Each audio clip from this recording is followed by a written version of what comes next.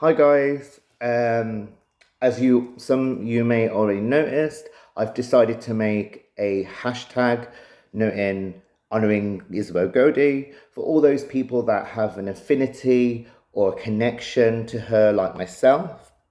I've been working her as with her as a spirit guide, a mentor, and companion for many years now, and which I did as a wee ritual. I did years ago when I was 18, which I will go into a sneak peek about it in a while. But yeah, so recently Isobel Gowdie's been on my mind recently. I had a dream about her last night, which I won't go into because it's sensitively like personal to me. And then it sort of dawned on me that it's the reason for this because I was like, why she keeps appearing to me? Like, why is she so prominent to me at this moment? And then it dawned on me that it's the anniversary of her confessions. So her first confession was made on the 13th of April in the year 1662. Her second one was made on the 5th of May. The third one was the 15th of May, and for the fourth and last one, the 27th of May, which may have been around about roughly around the time of her death, which she was assumed, like many would, strangled and burnt at the stake. Um, so yeah, I want to go into sort of the idea of working with our dead witches as spiritual mentors, companions, a witchy dead. And I thought I'd go into it. So mine, as people have already probably guessed, is Isobel Gowdie, which many years ago, she just struck a tone in me. There was a style of her that was, sort of resonated me in her, the way I read her confessions, the way she spoke, and the charms and stuff that she relayed to her accusers. So I was like, this is my kind of girl. And then so this was all happening when I was 18. And as I'm looking more into her, she actually came to me in a vision, in a dream, as most dead people do, and was like, if you want to work with me, I can be your spiritual guide, your spiritual mentor, your companion per se, on the other side, in which I will relay to you at times of need and aid regarding spells and charms and rituals to aid your life. And of course, I snapped up the offer. She then relayed to me that I must do a ritual act in which I bond with her, kind of spiritual marriage, as per se. And at first, she instructed me I were to call into a rabbit or a hare, her spirit, and do the ritual and sacrifice it. However, I explained to her I wasn't really comfortable with that. So she came up with an alternative that I would use a tree sapling, one that has no one as bare to look on, or has saw. So she told me this ritual, and upon the anniversary of her last confession, which we don't know actually the actual date she was executed, but we can guess that around about this time, maybe a few weeks, give or take, the 27th of May, she would have been executed. So on the 27th of May, when I was 18, I went out into the woods. I went deep into the woods on a part which I thought no human inhabitants hardly goes there. And you can look at key signs. So it's the garbage, it's the fires, the signs that show that less human inhabitants. And I found upon a rowan sapling, believe it or not.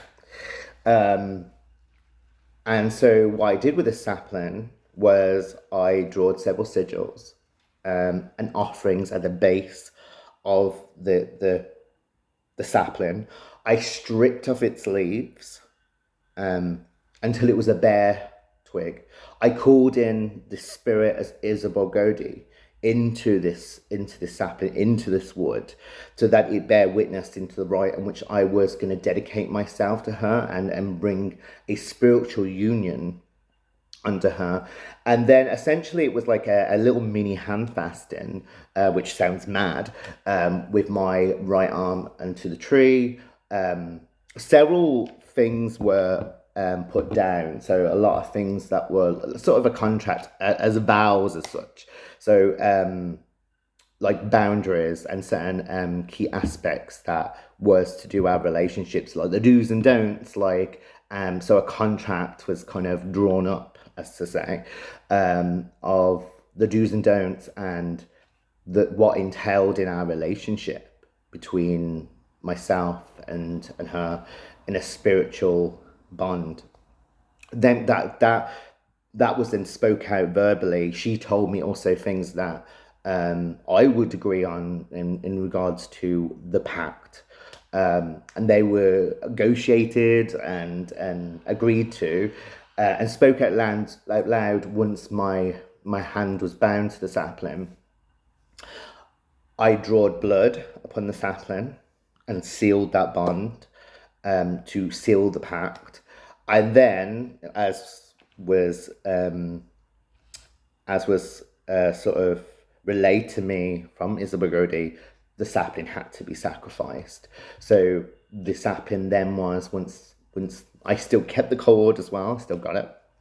The cord was unwrapped, and that bond was done. She had to be released from her earthly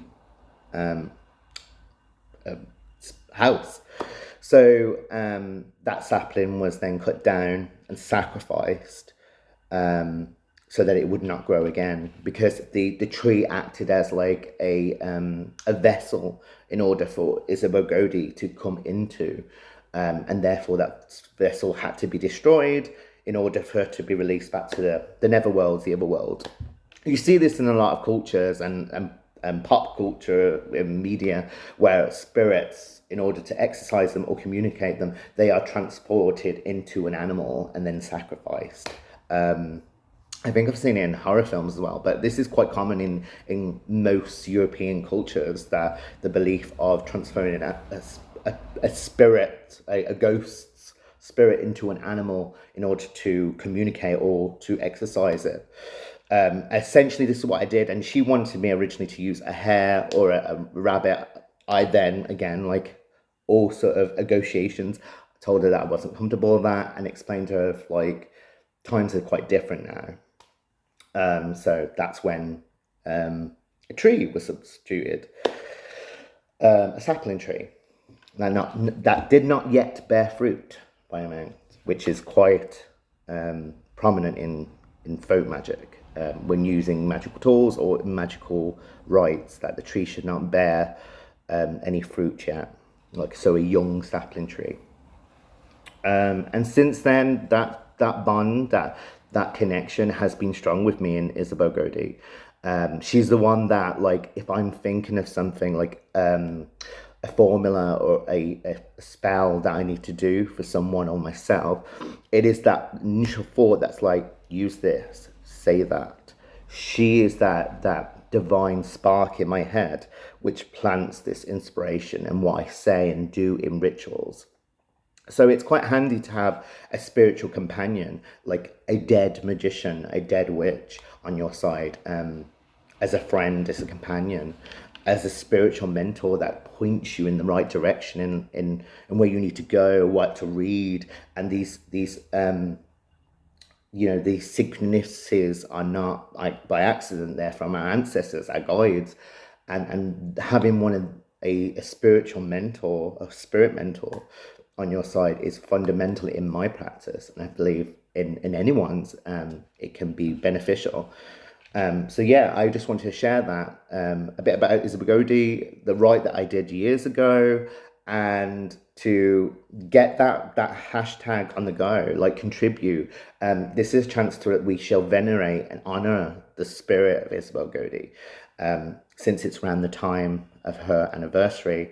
I will be doing a candlelight vigil on the 27th of May in honor of Isobel Gowdie. again, we can only assume that around about that date, which is the last confession she did, she would have been executed, her death, basically. And there's no burial as well. A lot of people that were from poor society like her and that was accused in this sort of way would not have been given a Christian burial, a mass burning and discarded, which is quite sad. So yeah, and if you like, we'll be doing a live on the 27th of May where I do a candlelit visual to Isobel Gowdie, and you can also join me on the 27th. Thank you for watching my video, and peace to you all.